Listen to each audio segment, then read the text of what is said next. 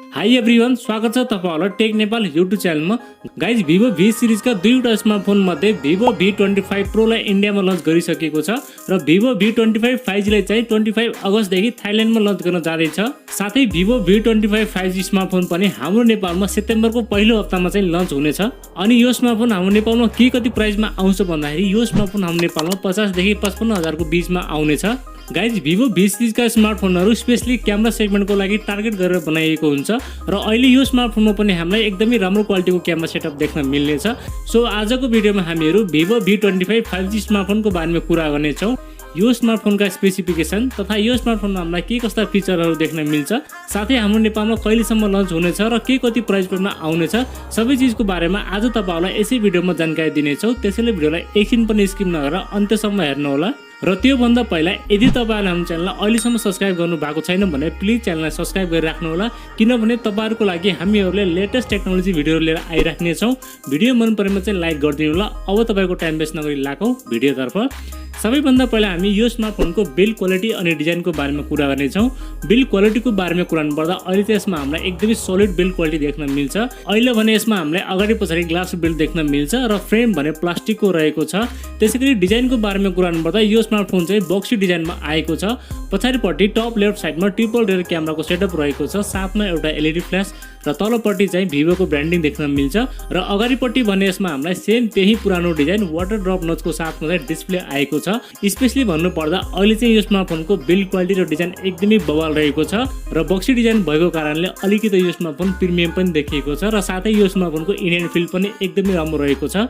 डिस्प्लेको बारेमा कुरा गर्नुपर्दा यसमा हामीलाई 6.44 इन्चको FHD plus super AMOLED display देख्न मिल्छ, साथमा HDR10+ को सर्टिफिकेसन पनि रहेको छ, जसमा तपाईहरुले नेटफ्लिक्स तथा एमाजोनमा HDR मा कन्टेन्ट देख्न सक्नुहुनेछ। साथमा 20:9 को एस्पेक्ट रेशियो र 409 को चाहिँ PPI डेन्सिटी रहेको छ। गेमिङको लागि भने 120 हर्ट्ज को फास्ट रिफ्रेश रेट पनि रहेको छ।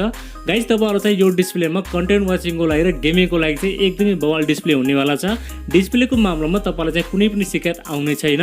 परफर्मेन्सको बारेमा कुरा गर्नुपर्दा यसमा हामीलाई मिडियाटेकको डाइमेन्सिटी 900 चिपसेट देख्न मिल्छ, जुन भने 5G चिपसेट हो र यसमा हामीलाई हिटिङ पनि एकदमै कम देख्न मिल्छ। साथमा एनर्जी एफिसिएन्सी पनि एकदमै राम्रो रहेको छ।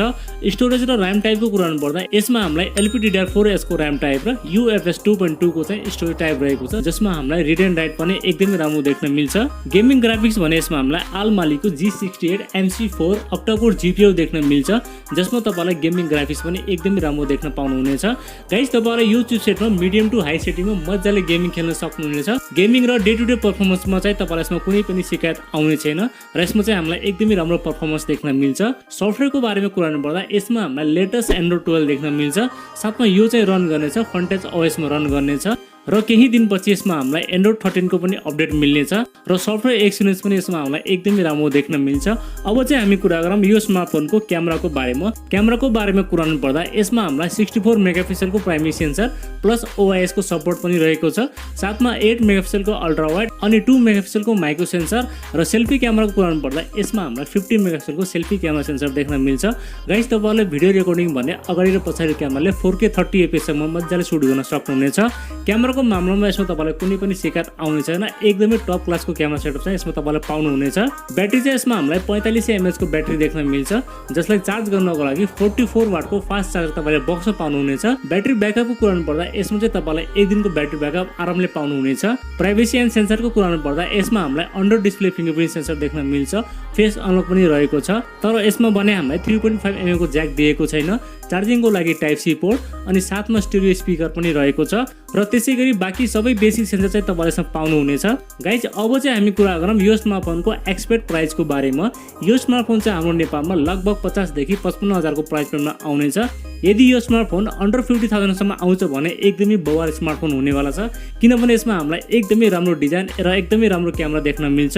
ल त साथीहरु, यति नै थियो स्मार्टफोनको बारेमा। तपाईहरुलाई चाहिँ यो स्मार्टफोनको स्पेसिफिकेसन कस्तो लाग्यो अनि साथै यो स्मार्टफोनको प्राइस पनि कस्तो लाग्यो मलाई कमेन्ट गर्नु होला र भिडियो मन परेमा चाहिँ लाइक गर्न नभुल्नु होला। यदि नयाँ साथीभाइहरुलाई हाम्रो च्यानल पहिलोपटक हेर्दै हुन्छ भने प्लिज हाम्रो च्यानल सब्स्क्राइब गरेर राख्नु होला। अर्को भिडियोमा भेट्ने बाचा गर्दै आजलाई बिदा लिन्छु। हवस्, धन्यवाद। जय नेपाल।